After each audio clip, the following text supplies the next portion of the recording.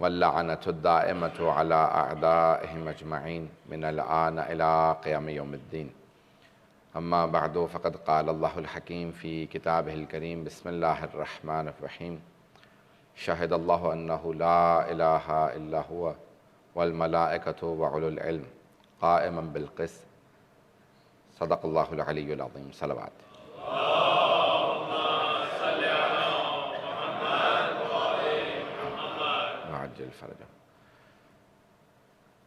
As Muslims, we have usul ad-din, which are known to be principles of faith.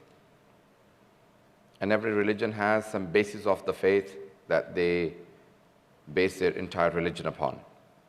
And the faith of the Muslims is based on a number of principles.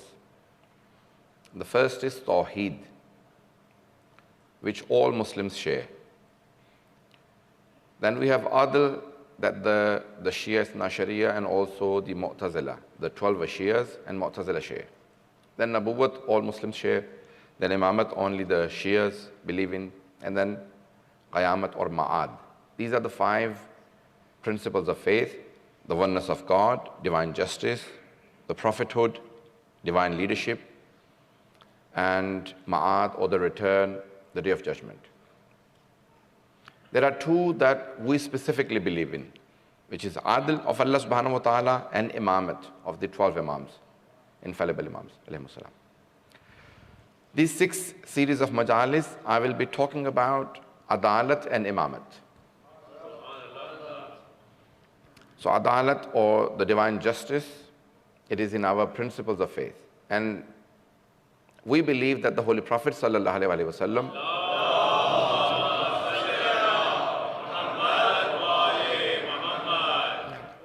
and all the messengers of Allah subhanahu wa ta'ala were sent to this world for social justice, to establish justice. Everyone has to become Adil. Allah subhanahu wa ta'ala is Adil, He is just.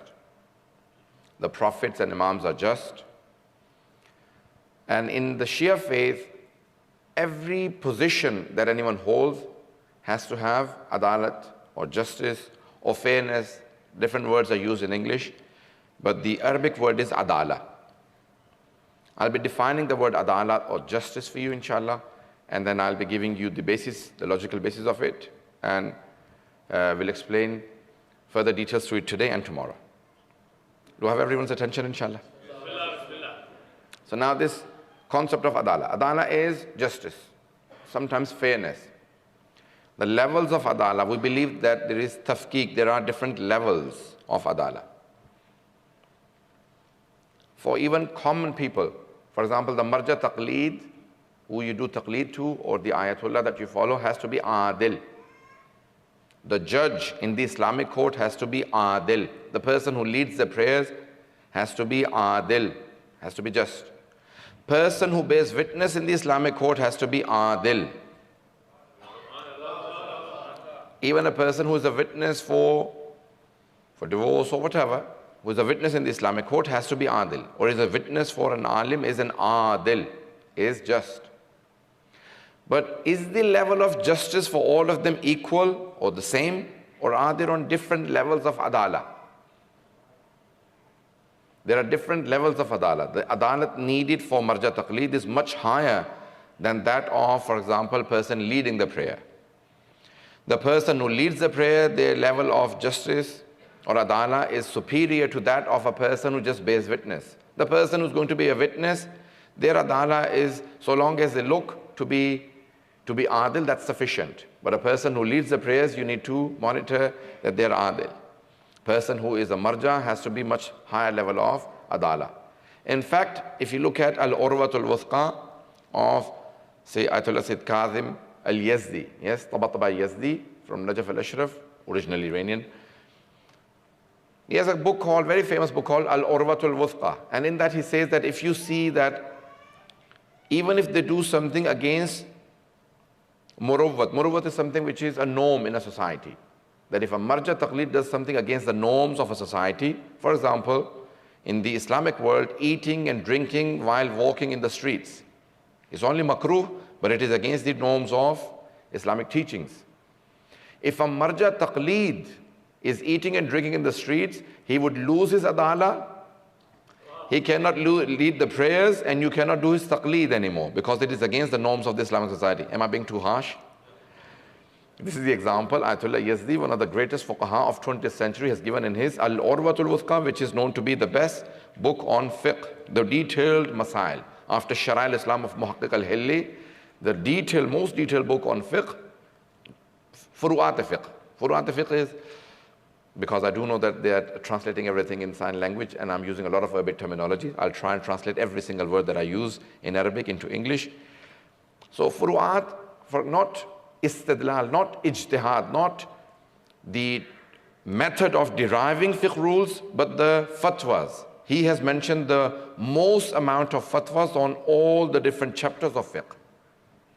Yes? For example, in Tawzil Masail, you only have something like 29 masail on taqleed, 29 issues on taqleed.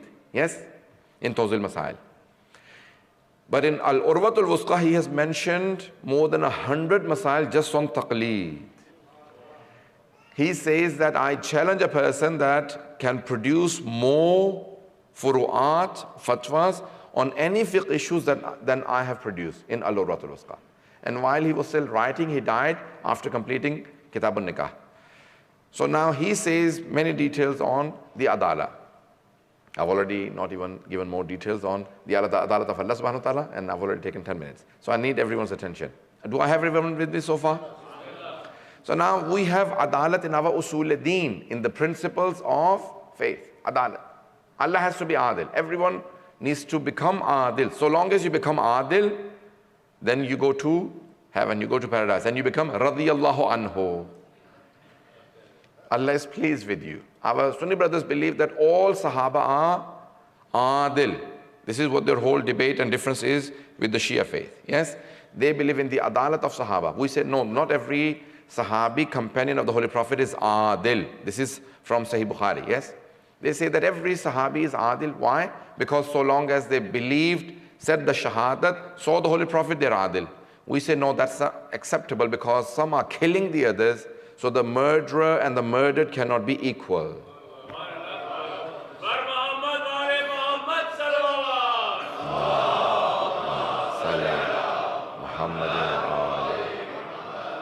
Going back to the adalat of Allah subhanahu wa ta'ala. So I was just giving the basis of our whole faith. Every individual has to try and establish adala to become fair in their dealings. Now we believe Allah subhanahu wa ta'ala is adil. Let me give you the definition of adalat and then give an explanation from different perspectives what we believe on adl to be. Adalat in the books of theology is defined as al-adlu wad'u ash-shay'i fi mahallih, to place a thing in its own position. Adalat, justice. Justice is to place someone or something in where they deserve to be, in their own position. To place a thing or a person in their own position. That's adalat. That is our difference between adalat and insaf, two Arabic terms. Adalat, justice, insaf, also people translate as justice, but I do not accept that it is translated into English as justice. That is not a fair translation. Why? Because insaf is from nisf. Nisf is half. If there are two people disputing on something, and for example, two people say, this bread is mine. If I was doing insaf, then I would half the bread and say, okay, both of you have a share. To please both parties is called insaf, while justice is to find out who really deserves it.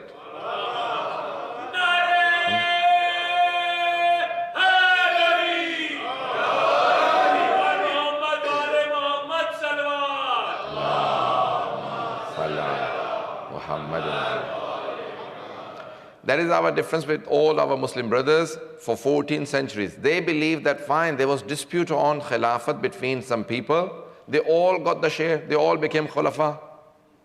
They all became khulafa. Therefore, it is insaf and we should now leave it. We believe that no, whoever deserved to be khalifa, if their right was usurped and was not given to them, then that was not adalat. Allah subhanahu wa ta'ala believes in the adalat, and if you take the right of someone, then you have done injustice to them. You have done dhulm upon them. Injustice is dhulm. There are two words. Imam Ali alayhi salam says in Nahj al-Balagha that you find out the true definitions of words by looking at their opposites. تُعْرَفُ الْأَشْيَاءُ بِأَضْدَادِهَا بِالضِّدِّ, by looking at the ضد, the opposite of something. Many times, for example, iman, what is it opposite of? Is it opposite of kufr or nifaq? Kufr is disbelief and nifaq is hypocrisy. We need to always look at the words that they are opposite of. Adalat, what is the opposite of adl? Fisq. Fisq is not only just indecency, but corruption. So adil is someone who is just, and their opposite is someone who is corrupt. I'm not sure if I'm conveying it. Okay? So fisq is corruption. You could be corrupt in any way, but that's corruption. And when you rid yourself of corruption, that's when you become adil. When a person rids themselves of corruption, then they become adil. Now a person could be very good at their work, but they are corrupt at home. They are not doing justice to their family. They're not, sometimes they're even good with family and to their work, but they're not doing justice to themselves. There are three ways of looking at everything. Justice to Allah subhanahu wa ta'ala, justice to the people, justice to oneself. I'm not sure if I still have everyone. Now, inna shirka la dhulmun adhim, the Holy Quran says that shirk, not doing service to Allah subhanahu wa ta'ala is also shirk. Not doing service to Allah subhanahu wa ta'ala is shirk, and that's also dhulm. That is injustice. There is corruption in faith. There is corruption in belief. That is one sort of zulm. So the opposite of adala is dhulm. Adalat and dhulm. Just remember the two terms. Adalat is justice and dhulm is oppression or injustice. So there is dhulm on Allah subhanahu wa ta'ala. Inna shirka la dhulmun adhim, the Holy Quran says. Nabi Luqman. Second is on people. That could be a relative, friend, or society member. Dhulm on other people, injustice or oppression on other people. And there is dhulm on oneself. Rabbi inni zalamtu nafsi. Oh Allah, I have done injustice to myself. When you are sinning, you are doing injustice to yourself because your soul deserves that you don't sin. How many have I lost? So there could be three types of zulm. Three types of zulm. If you rid yourself from all three types of zulm, that's when you become adil. That's when you become just. Rid yourself from all sorts of zulm. And if you rid yourself from all sorts of zulm, that's exactly when you become adil. Now, let me give the definition and then go into more detail. I'll speak for another 10 minutes in English and then a few minutes in Urdu, and then I'll come to Masai. Look at the different words in English that they've used for justice. Or our scholars believe, the Shia scholars, Shia mutakallimin, I'm talking about theologians, yes, experts in ilm kalam.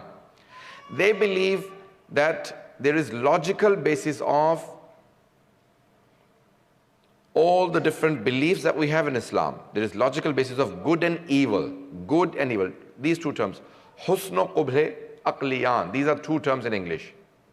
Please, I need everyone's attention. So, husn wa qubh aqli. Husn is good. Qubh is evil. So, there are logical bases of good and evil. There are two schools of thought in our Sunni brothers. Ash'arites, Ash'ira, and Mu'tazilites, Mu'tazila. Ash'ira, the present day Wahhabis, or whatever you want to call them, Salafis. And Mu'tazila, the common Sunnis or the Sufis. There's old schools of thought, not new. They go back to the time of Imam Jafar Sadiq alayhi salam.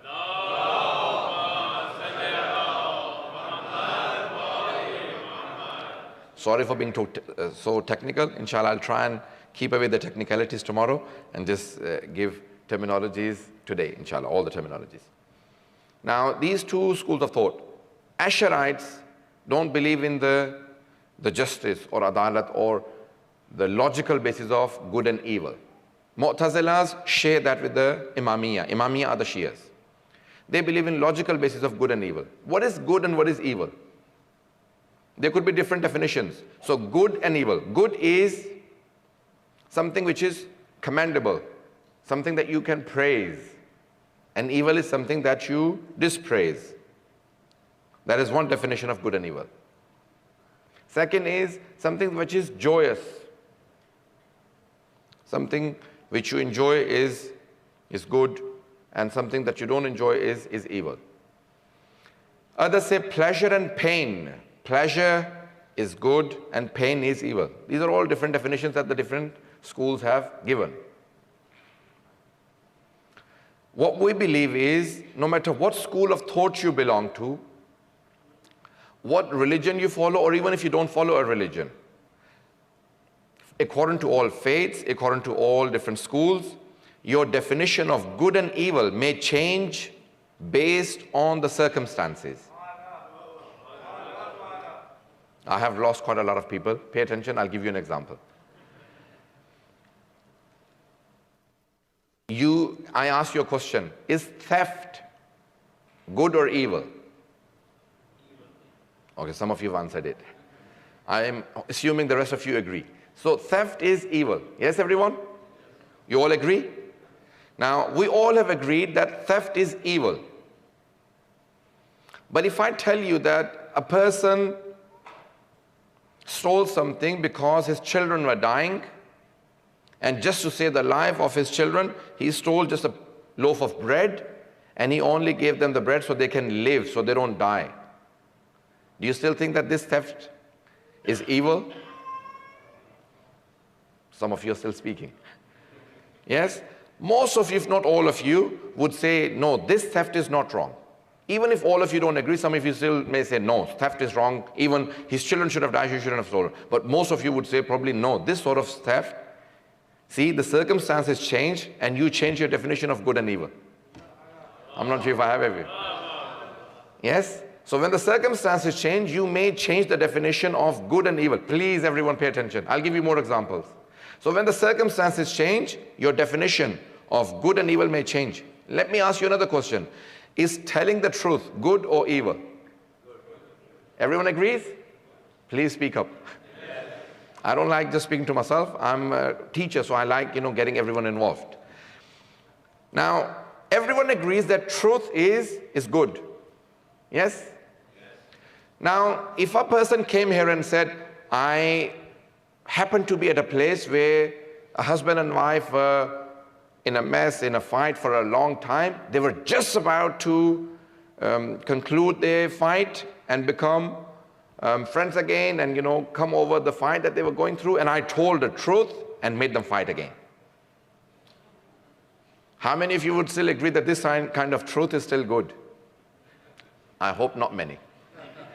Yes? You would say, what kind of truth is this? Well, it wasn't even needed. Why did you tell the truth at the wrong time, at the wrong place? Yes?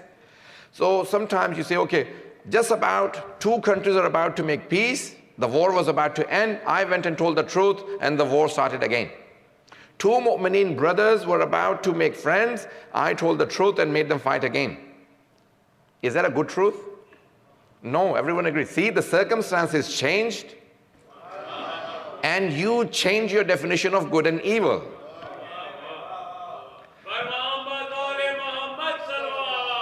Allahumma salli ala Muhammadin wa alihi. Still willing to continue? Let me give you one last example. Now, there is a father traveling with 4 children in a train, and people are now looking at this father who comes onto the train with the 4 children, small children, and the father sits in the side, in one place in the train, and the children are running around. One child goes and pulls off the glasses of one of the people on the train. The other child pulls the newspaper. The third child pushes the dinner table. So the person has some food in front of him. And everyone is thinking, what's going on? What sort of a father is this? What sort of children are these? They are so naughty, and the father is sitting on the side, just watching them. Yes? What do you think? This father is good or? I'm not going to say evil. Yes?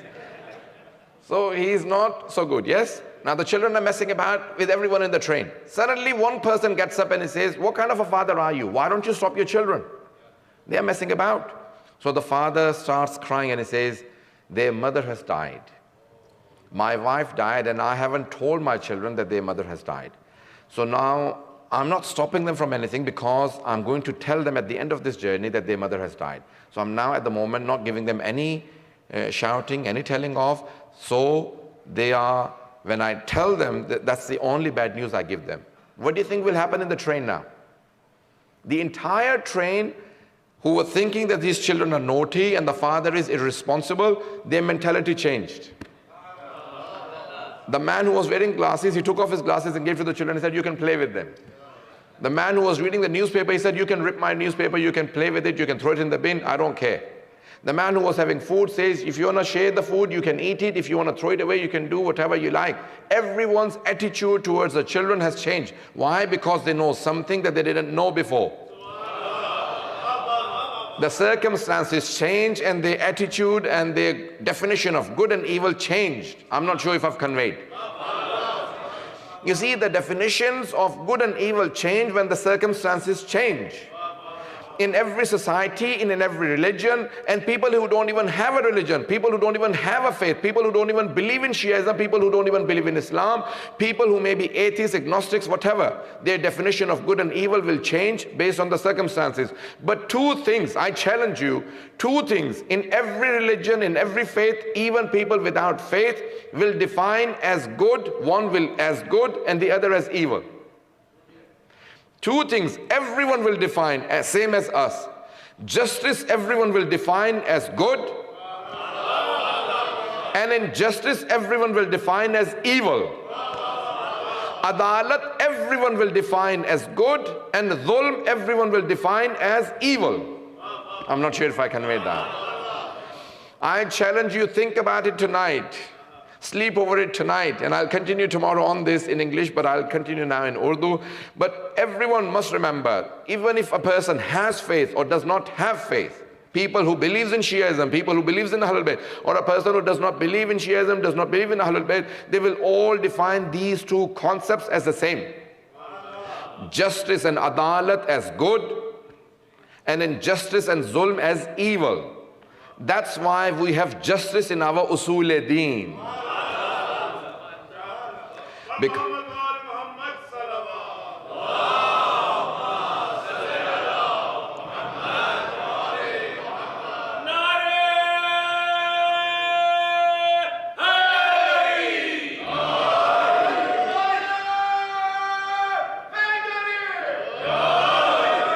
Did you all, inshallah, follow all of that? We believe that there is logical basis of good and evil, but your circumstances may change to change your definition of good and evil. But there are two things that you will never ever change your definition about. One is justice, and the other is injustice or oppression. Adalat and dhulm. Everyone will say adalat and justice is good, and injustice or oppression, which is called zulm in Arabic, is evil. And hence we believe it is in our nature, it is in our fitrat, in our nature to believe in the justice of Allah subhanahu wa ta'ala. وَمَا رَبُّكَ بِظَلَّامٍ لِلْعَبِيدِ, O my messenger, tell my creation that your Lord does not do injustice to any of his servants. Allah never does just injustice to any of his servants. That is the ayat that I've chosen. شَهِدَ اللَّهُ أَنَّهُ لَا إِلَهَ إِلَّا هُوَ وَالْمَلَائِكَةُ وَأُولُو الْعِلْمِ قَائِمًا بِالْقِسْطِ, that Allah subhanahu wa ta'ala and all the angels and the ones with knowledge know that Allah subhanahu wa ta'ala only maintains justice. Adhan Kirami, Allah subhanahu wa ta'ala puri duniya mein adalat qaim karna chahta hai, adl qaim ho jaye. Sahib zaman bhi aayenge to adl o insaf qaim karne ke liye. Jab zuhur karenge to duniya mein adalat ka raj hoga. Ye jo aap hadith sunte hain ki duniya mein adl qaim ho jayega, یہاں تک کہ ایک بکری اور بھیڑیا یا شیر ایک ہی گھاٹ پہ پانی پیئیں گے. That a lion and a goat will drink from the same place from the river, and the goat will not fear the lion. Why? Either the nature will change. کیا ہوگا؟ آیا انسان کی فطرت بدل جائے گی؟ شیر گھاس کھانا شروع کر دے گا، گوشت کھانا بند کر دے گا؟ نہیں. عزیزان گرامی، عدالت اس طرح سے رائج ہو جائے گی کہ بکری کو پتا ہوگا شیر کو اس کا حق مل چکا ہے. The lion has what it deserves. It will not oppress me, کبھی بھی یہ جو شیر ہے یہ مجھ پہ تجاوز نہیں کرے گا, ظلم نہیں کرے گا, کیونکہ شیر کو اس کا حق مل رہا ہے. امام زمانہ ہر ایک کو اس کا حق دے دیں گے. آج پوری دنیا کا سب سے بڑا مذہب ہے عیسائی, کرسچنز. میرا پچھلے سال ویٹیکن میں جانا ہوا تو عیسائیوں کا پوری دنیا میں ایک نعرہ ہے پیس. وہ نعرہ دیتے ہیں امن کا, وہ کہتے ہیں وی وانٹ پیس آن ارتھ. توجہ ہے؟ وہاں پہ میں نے تقریر کی پوپ کے ہاں بھی, اور بہرحال پھر پوری پریس بھی موجود تھی, بی بی سی وغیرہ, یہ سارے روئٹرز آپ کے. تو پوچھ رہے تھے بھئی آپ کا کیسے مسلمانوں کا کرسچنز کا ہو سکتا ہے. تو وہاں پہ جو برٹش ایمبیسڈر تھا, میں نے اس سے کہا بھئی سب کے سامنے ایک بات, دنیا کے سب سے بڑے جو دو دین ہیں, دو ریلیجنز ہیں, وہ کرسچنز اور مسلمز ہیں. 2.2 بلین کرسچنز ہیں, 1.8 بلین مسلمز ہیں. تو دنیا میں 7.3 بلین میں سے 4 بلین یا کرسچنز ہیں یا مسلم. 60% ہم ہیں. اگر ہم صرف اور صرف متحد ہو جائیں تو سارے دنیا میں امن ہو جائے گا. تو وہ کہنے لگے ہم نے اس طرح سے کبھی نہیں سوچا تھا. تو کہا بھئی وہ لوگ کہتے ہیں امن, تمہارا نعرہ کیا ہے؟ تو میں نے کہا ہمارا نعرہ ہے عدالت. تھوڑی سی توجہ کیجئے گا. تو کہا کہ بھئی their slogan is peace. What is your slogan? The press was asking me. I said, look, our slogan is justice.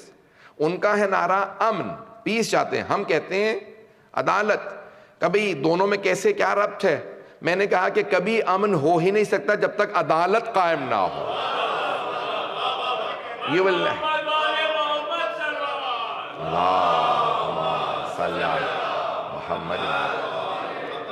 بات سمجھ میں آ رہی تمام حضرات کو؟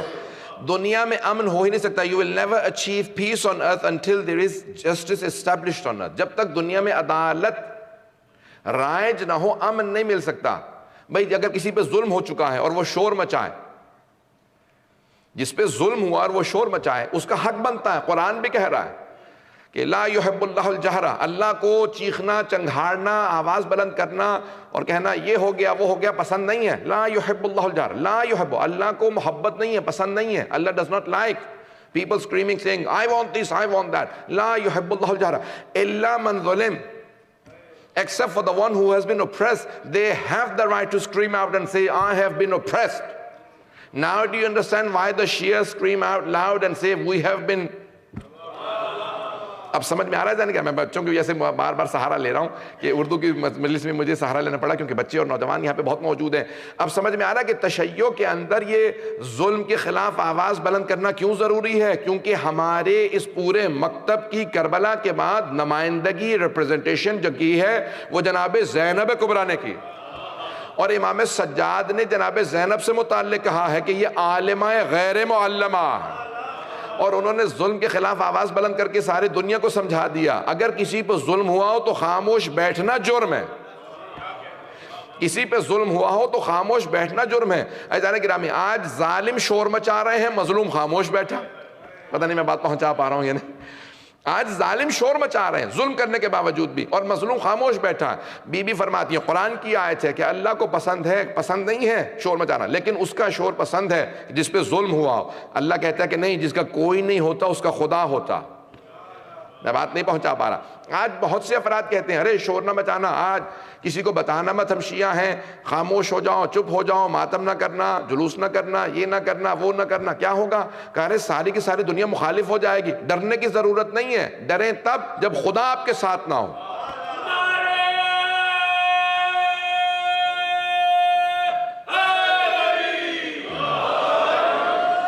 عزیزان گرامی, ڈرنا اسے چاہیے جس کے ساتھ خدا نہ ہو, اور جس کے ساتھ خدا ہو سے ڈرنا نہیں چاہیے, کیونکہ وہ جانتا ہے کہ میرے ساتھ خدا ہے. اور یہاں حدیث ہے امام زین العابدین علیہ السلام,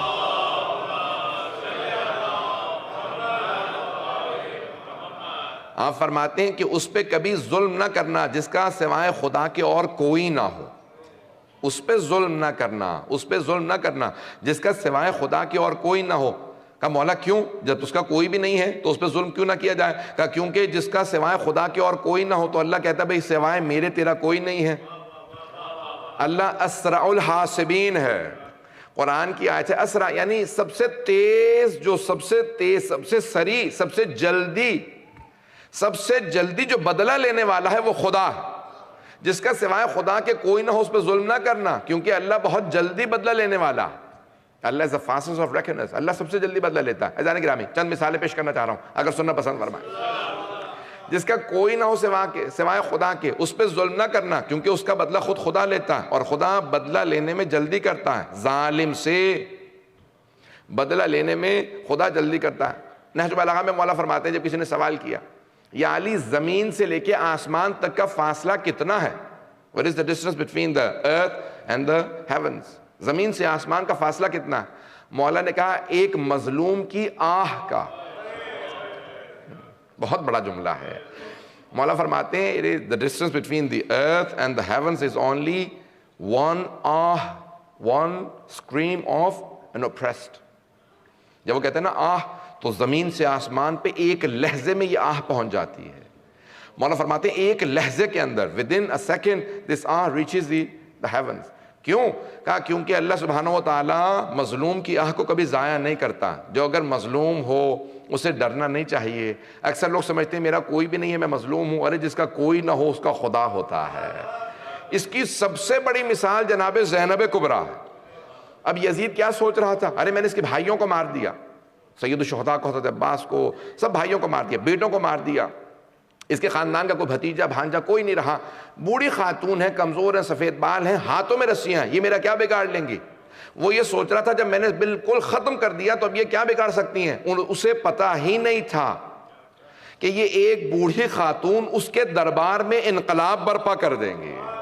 ایک ایسا انقلاب برپا کریں گی کہ وہ جس کی حکومت تھی, جس کا تخت تھا, اس کا تاج تھا, he had the crown, he had everything, اس کا تھرون تھا, اس کی حکومت, he had the government, he had the coin. بھئی سکہ اس کا تھا, کرنسی اس کی تھی, حکومت اس کی تھی, تاج اس کا تھا, فوج اس کی تھی, سب کچھ اس کا. لیکن اللہ سبحانہ و تعالیٰ نے کہا دیکھو میں زینب کے ساتھ ہوں. آج اگر آپ دمشق جائیں گے, ڈمیسکس جائیں گے, تو نہ یزید کی حکومت ہے, نہ یزید کا سکہ ہے, نہ اس کا تاج ہے, نہ اس کا تخت ہے, نہ اس کی قبر کا نشان ہے. جب آپ شام جائیں گے تو ہر جگہ لکھا ہوگا welcome to the city of Syeda Zainab, not to the city of Yazid, to the city of Syeda Zainab. وہ جو قیدی بی بی تھی, بوڑھی خاتون تھی, وہ جیت گئی. وہ جو یزید تخت پہ تھا وہ قبر میں دفن ہو کے ختم ہو گیا. پتہ نہیں میں بات پہنچا پا رہا ہوں یا نہیں. عزیزان گرامی اللہ کا عدل پوری دنیا میں قائم ہے. اللہ کا عدل ہے, عدالت الہی ہے. عدالت کے اندر کبھی بھی دیر ہو سکتی ہے. There could be a delay in delivering the justice. لیکن اللہ کی طرف سے ڈیلے ہے, لیکن کبھی بھی اندھیر نہیں ہے. There is no darkness, there is no stop to the justice of اللہ سبحانہ و تعالیٰ. ہم میں سے بہت سے لوگ پریشان ہو جاتے ہیں. توجہ چاہوں گا سارے مجمع کی. عراق میں یہ ہو رہا ہے, صدام اتنے عرصے سے تھا, عراقیوں کا ایمان ختم ہو رہا تھا. عراقی people were losing faith. بھئی کیا ہو رہا ہے؟ صدام ہی صدام ہے, اسی کے بیٹے آگے حکومت کریں گے. اللہ نے کہا کہ یاد رکھو ظلم کو کبھی بھی بقا نہیں ہوتی. injustice never prevails. یہ اس کو ختم ہو جائے گا. تم باقی رہو گے, صدام ختم ہو جائے گا, اس کی نسل ختم ہو جائے گی. کوئی سمجھتا نہیں تھا. عزیزان گرامی 1400 سال پیچھے مت جائیں, don't go back to 14th centuries. اسی دور میں دیکھ لیجئے, وہ صدام ختم ہو گیا. جس کے 32 پیلسز تھے عراق کے اندر, وہ ختم ہو گیا. قبر کا نشان معلوم نہیں. آج وہی جو اپریس تھے ان کے ہاتھ میں حکومت ہے. اگر وہ نہ سیکھیں تو غلطی اللہ کی نہیں ہے. If they don't learn a lesson that it is not Allah's mistake, ان کی اپنی غلطی ہے, وہ سبق نہیں سیکھ رہے ہیں. لیکن اللہ نے جسٹس کیا, صدام کو ختم کر دیا. اب نہج البلاغہ کو اٹھا کے دیکھیے, الملک یبقى مع الکفر ولا یبقى مع الظلم. نہج البلاغہ میں مولا فرماتے ہیں کہ حکومت, the government of a disbeliever will remain, but the government of a tyrant will never remain. کبھی بھی حکومت کفر کی باقی رہ سکتی ہے, لیکن ظلم کی حکومت کبھی باقی نہیں رہتی. عزیزان گرامی ہمارے سامنے کتنی مثالیں موجود ہیں, ہم پھر بھی عدالت کے اوپر پورا ایمان نہیں لے کے آتے. آج دنیا اسلام بہت سے مسلمان پھر بھی عدالت کو نہیں سمجھ رہے. اللہ کی عدالت ہے. ایک اور میں مثال دینا چاہتا ہوں, جو میں نے حدیث پڑھی تھی, میں نے کہا تھا اس کی چند مثالیں دوں گا کہ جس کا کوئی نہیں سوائے خدا کے, اس پہ ظلم نہ کرو, اللہ سبحانہ و تعالیٰ اس کا بدلہ لیتا. میں نے شاید کبھی مثال دی ہو. ایک ہمارے آیت اللہ تھے قوم مقدس میں, بہت بڑے عارف تھے, ان کا نام تھا آیت اللہ بہلول, شیخ محمد تقی بہلول. آپ بہجت سے بہت کلوز تھے, بہت بڑے عارف تھے. ان کے متعلق قوم میں مشہور تھا طی الارض ہے. طی الارض سمجھتے ہیں؟ He could travel in instants from one place to other, from Qom to Mashhad, within seconds he goes. طی الارض سے کہا جاتا ہے. گھبرا گئے حضرات. تو اب وہ افغانستان میں بہت زیادہ دیکھے گئے. افغانیوں سے میں نے پوچھا بھی واقعی وہاں تھے جنگ کے زمانے میں, وہاں تقریر کرتے تھے, ممبر پہ جاتے تھے. خود کہتے ہیں میں افغانستان میں کھڑا تھا ایک چیک پوسٹ کے اوپر, دیکھ رہا تھا کیا ہو رہا ہے. تو اتنے میں نے دیکھا ایک سپاہی آیا, ایک سولجر, اس نے روکا چیک پوسٹ پہ. تو ایک آدمی سے پوچھا, اس کا اسمال کیج تھا, اس میں ایک کوئل تھا, ایک بٹیر. آپ دیکھتے ہیں نا برڈ فائٹ ہوتی ہے, لوگ گیمبل کرتے ہیں بہت سے ملکوں میں, شاید آپ نے نہیں دیکھا کچھ بھی, مجھے ہی پتا سب کو ہاں ہوں کرتے نا کہ تاکہ مجھے پتا چلے. تو برڈ فائٹ اس پہ گیمبل کرتے ہیں, حرام ہے. ڈاگ فائٹ ہوتی ہے اس پہ گیمبل کرتے ہیں, حرام ہے. ہمارے یہاں گیمبلنگ ہے. تو وہ کیا کرتے تھے افغانستان میں, پاکستان کے بھی ناردرن ایریاز میں برڈ فائٹ کرتے ہیں, اس پہ سب لوگ گیمبل کرتے ہیں, پیسے لگاتے ہیں, یہ جیتے گا کہ کون جیتے گا. تو ایک سولجر نے دیکھا کہ ایک آدمی ایک کوئل کو, ایک برڈ کو لے کے جا رہا ہے, وہ بٹیر ہے اس کے, اس میں یا تیتر تھا. اس سے کہا کہ بھائی یہ کہاں لے جا رہے ہیں؟ اس نے کہا نہیں میں جواری نہیں ہوں, I am not a gambler, میں برڈ ہے میرا پیٹ. اس نے کہا نہیں تم جھوٹ بول رہے ہو, تم گیمبلنگ کے لیے جا رہے ہو. اس نے کہا نہیں خدا گواہ ہے میں قسم کھانے کے لیے تیار ہوں, یہ گیمبلنگ کے لیے نہیں لے جا رہا. اس نے کہا نہیں تم گیمبلر ہو. اس نے فوراً وہ کیج کھولا, برڈ کو نکالا, اس کی گردن توڑ دی, just Ripa the neck of. اس نے توڑی اور پھینک دی. آغا شیخ محمد تقی بہلول کہتے ہیں میں دیکھ رہا تھا, اس نے گردن توڑی اور برڈ کو پھینکا, جانے لگا. کہ وہ چیک پوسٹ پہ سولجر جا رہا تھا, میں نے دیکھا بہت تیزی سے کار آ رہی ہے پیچھے سے. اس نے بریک لگائی جو ڈرائیو کر رہا تھا, لیکن اس کی کار رکی نہیں. چیک پوسٹ تک وہ پہنچا, جیسے ہی اس نے ہٹ کیا اس سولجر کو, اس کی گردن الگ گر گئی, دھڑا الگ گر گیا. تو میں وہاں کھڑا تھا, میں نے فوراً امام سجاد علیہ السلام کی اس حدیث پہ سوچا. آیت اللہ بہلول, شیخ محمد تقی بہلول کہتے ہیں کہ میں نے فوراً حدیث کو سوچا, اس پہ ظلم نہ کرنا جس کا سوائے خدا کے اور کوئی نہ ہو. کہ اس برڈ پہ اس نے ظلم کیا تھا, گردن توڑی تھی. میں نے اسی وقت اپنی آنکھوں سے دیکھا کہ ایک ایسا اس کو دھکا لگا کہ اس سپاہی کی گردن الگ ہو گئی, دھڑ الگ ہو گیا. عزیزان گرامی, بعض اوقات آپ سوچ رہے ہوتے ہیں کہ بھئی یہ کون میرا کیا بگاڑ لے گا, جس کے متعلق یہ سوچتے ہیں نا یہ میرا کیا بگاڑ لے گا, اور اس کا آپ جانتے ہیں کوئی نہیں ہے, اس پہ کبھی ظلم نہ کیجیے گا کیونکہ اس کا خدا ہے. جملہ میں کہہ گیا ہوں. بعض اوقات لوگ سوچ رہے ہوتے ہیں میں تو بیوی بیاہ کے لے آیا ہوں, اس بیوی کا کوئی بھی نہیں ہے, خاندان وہاں ہے, بھائی وہاں ہے, باپ یہاں نہیں ہے, بیوی کا کوئی بھی نہیں ہے یہاں پہ, ڈانٹوں گا جو مرضی کر لوں گا, اس کا کوئی کچھ نہیں. عزیزان گرامی, جس کا کوئی نہ ہو اس کی آہ نہ لیجیے گا. پتہ نہیں توجہ ہے یا نہیں ہے, سخت جملہ کہہ رہا ہوں میں جانتا ہوں. یہ جس کا کوئی نہیں ہوتا خداوند متعال اس کا بدلہ ضرور لیتا ہے. جناب سید الشہداء بے کس تھے, بے کس جس کا کوئی نہیں ہے. آپ نحو میں سنتے ہیں نا بے کس حسین, بے بس کبھی نہ کہیں. میں سب سے کہوں گا بے بس کبھی نہ کہیں امام حسین کو. بے بس یعنی جس کا بس نہ چلے, وہ امام ہی نہیں ہے جس کا بس نہ چلے. میں جملہ کہہ گیا ہوں. بے بس یعنی میں یہاں سے باہر جاؤں, 20 لوگ کھڑے ہوں مجھے لوٹ لیں. بھائی وہ 20 لوگ تھے, وہ میں اکیلا تھا مثال کے طور پہ, کوئی ایک آدمی جا رہا اسے 20 لوگ لوٹ لیں. یہ بے بس تھا. کیوں؟ وہ 20 سے یہ ایک تھا. امام کسی حالت میں بے بس نہیں ہوتے, نہیں تو وہ امام ہی نہیں ہوتے, وہ حجت خدا ہی نہیں ہے جو بے بس ہو. اس لیے بے بس نہیں کہہ سکتے. ابھی میرے پاس وقت نہیں کہ میں تفصیل میں جا سکوں, بس اتنے میں آج پڑھ رہا ہوں, اگر کہیں گے تو میں 2-3 دن میں اس کی وضاحت کر دوں گا. امام کسی حالت میں بے بس نہیں ہے لیکن بے کس ہیں. فارسی کا لفظ ہے بے کس, جس کا کوئی نہ ہو, who has no one. امام بے کس ہو گئے تھے. کیوں؟ سارے بھائی مارے گئے, بیٹے مارے گئے, انصار سب شہید ہو گئے. جب سب مارے گئے تو امام بے کس تھے, تنہا رہ گئے تھے. اور اس وقت امام نے نعرہ بلند کیا, حل من ناصر ینصرنا. آپ جانتے ہیں ہمارا اعتقاد ہے روایات میں کہ خود سب سے پہلے اللہ نے امام حسین سے کہا, اے حسین اگر آپ کہیں میں ان سب کو پلٹ دوں گا ایک ہی لحظے کے اندر, عذاب نازل کر دوں گا, یہ سب مر جائیں گے. کہ نہیں پروردگارا, میں اتمام حجت کر رہا ہوں, جو میں نے وعدہ کیا تھا بچپنے میں اپنے نانا سے تیرے ساتھ, میں اس وعدے کو پورا کروں گا. میں یہ نہیں کہہ رہا کہ تو آزمائش ٹال دے. خدا نے خود کہا کہ اے حسین اگر آپ کہیں لبیک ہے میری طرف سے, میں سب کو عذاب میں مبتلا کر دوں گا, یہ اسی وقت سب مر جائیں گے. کہ نہیں پروردگار. پھر دوبارہ کہا حل من ناصر ینصرنا. امام سجاد نے کہا پھوپھی اماں میرا عصا لا دیں, میری تلوار لا دیں. پوچھا بیٹا تلوار کیوں چاہیے, عصا کیوں چاہیے؟ کہا پھوپھی اماں میرے بابا بار بار کہہ رہے ہیں حل من ناصر ینصرنا. تو پھوپھی اماں تلوار اور عصا لا دیجئے. کہا تلوار کیوں چاہیے, عصا کیوں؟ کہا تلوار سے بابا کا دفاع کروں گا, اور عصا اس لیے چاہیے مجھے سہارا چاہیے, مجھ سے کھڑا نہیں ہوا جا رہا, میں عصا کا سہارا لوں گا. تو امام سید الشہداء نے کہا بیٹا سجاد آپ پہ جہاد ساقط ہے. اور کھڑے کیوں ہو رہے تھے؟ تاکہ باپ کا احترام کر سکیں. باپ کا احترام واجب ہے. کہ نہیں بیٹا آپ پہ احترام بھی ساقط ہے، جہاد بھی ساقط ہے، امامت کا بچانا ہے، اس لیے آپ پہ دونوں چیزیں ساقط ہیں. پھر امام حسین نے دوبارہ کہا حل من ناصر ینصرنا، ہے کوئی میری مدد کرنے والا؟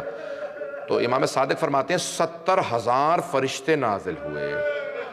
70,000 فرشتے نازل ہوئے اور آنے کے بعد 70,000 اینجلز. کیا کہا امام حسین سے؟ کہا مولا ہم آپ کی مدد کے لیے آئے ہیں. امام حسین نے کہا نہیں مجھے تمہاری مدد نہیں چاہیے.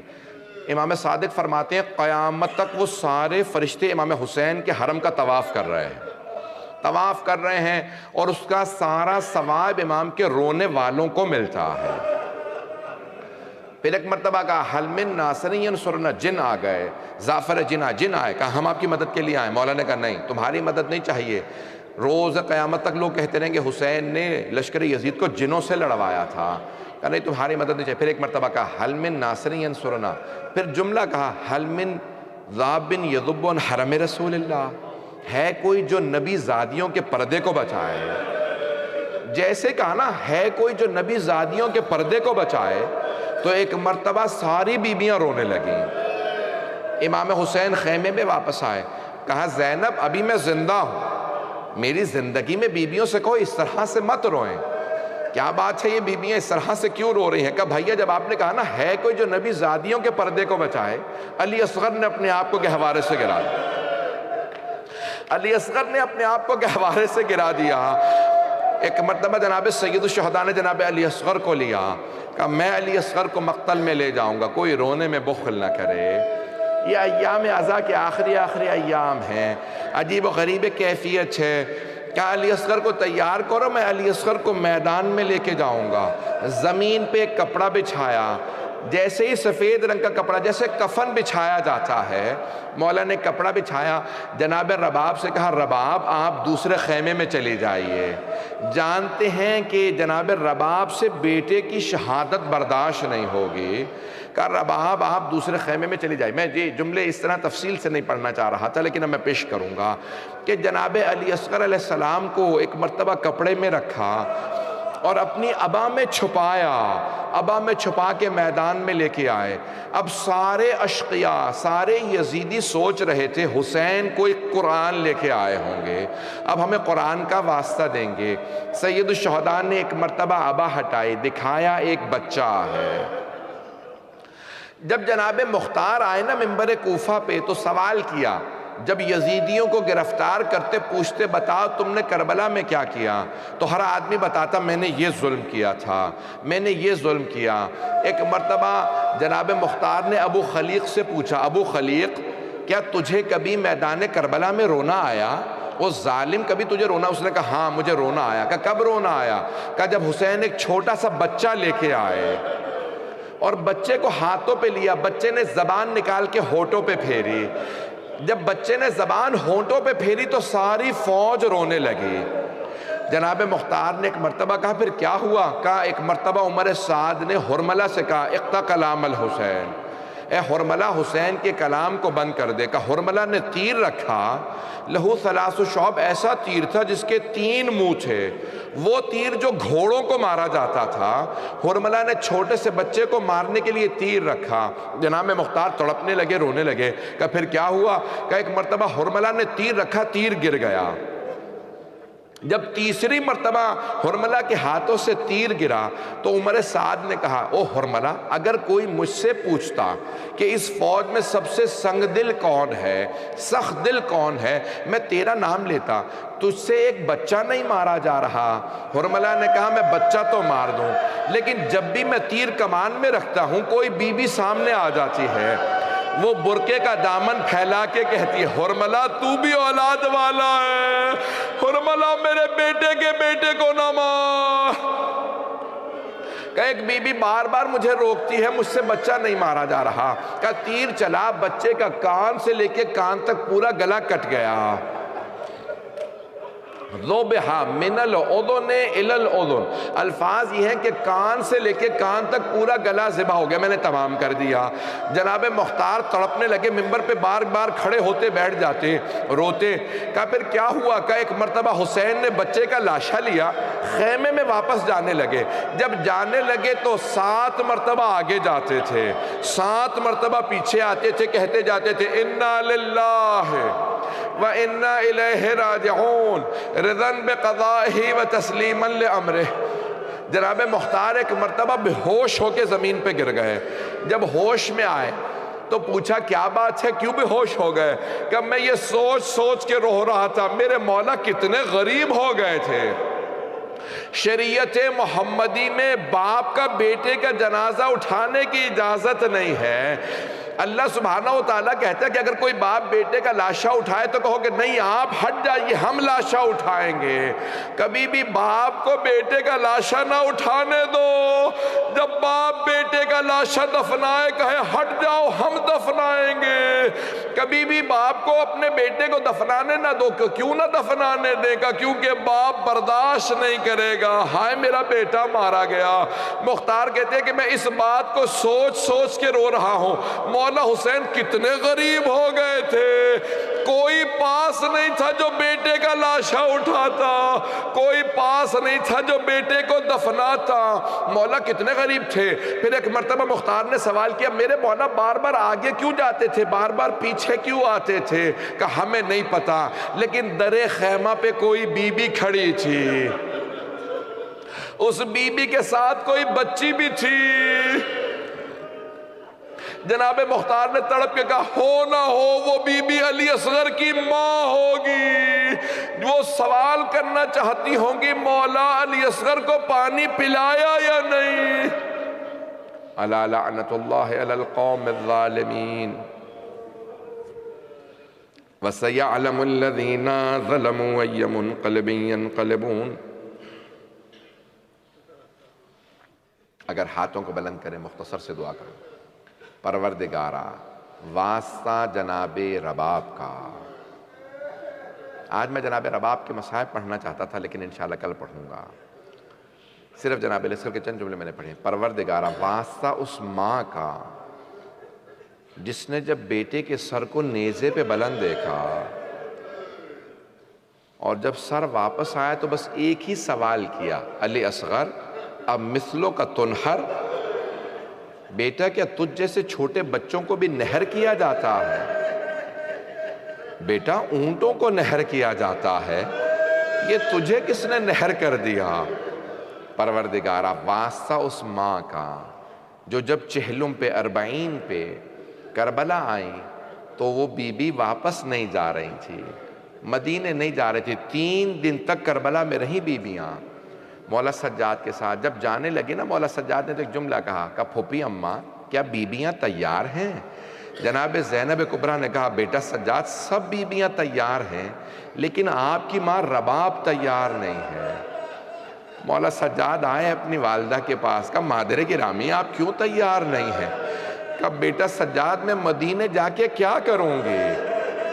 میرے مولا حسین کربلا میں ہے، میرا علی اصغر کربلا میں ہے، میری سکینہ شام میں ہے، میں مدینے جا کے کیا کروں گی؟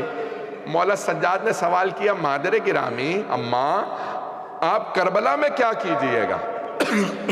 جناب رباب نے کہا بیٹا سجاد میں قبروں پہ پانی ڈالا کروں گی، میں قبروں کی صفائی کیا کروں گی، اگر زائرین آئیں گے میں انہیں بتاؤں گی یہاں میرے مولا کی قبر ہے، میں انہیں بتاؤں گی یہاں میرا علی اصغر ہے، میں بتاؤں گی علی اصغر کو تیر کیسے لگا تھا، میں انہیں بتاؤں گی علی اکبر کے برچھی کہاں لگی تھی۔ امام سجاد نے کہا نہیں مادر گرامی میری غیرت برداشت نہیں کرتی میں آپ کو کربلا میں تنہا چھوڑ جاؤں، ابھی تو حرم نہیں بنا، ابھی تو روضے نہیں بنے، ابھی زری نصب نہیں ہوئی تھی۔ تو کہا مادر گرامی میرے ساتھ واپس چلیں۔ کہا سجاد جب کوئی بیوہ خاتون گھر جاتی ہے نا اپنے بچے ساتھ لے کے جاتی ہے، وہ بتاتی ہے دیکھو یہ میرے شوہر کی نشانیاں ہیں۔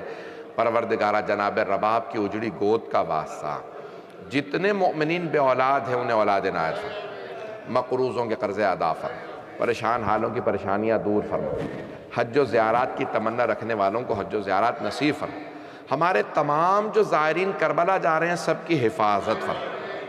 پروردگارہ جتنے مومنین و مومنات اس مجلس میں موجود ہیں سب کی تمام حاجات قبول فرما، ہم سب کی عاقبت بخیر فرما، صاحب الزمان علیہ السلام کا ظہور دیکھنا نصیب فرما، دشمنان اہل بیت کو نیست و نابود فرما، داعش و طالبان کو آل سعود کو غارت فرما۔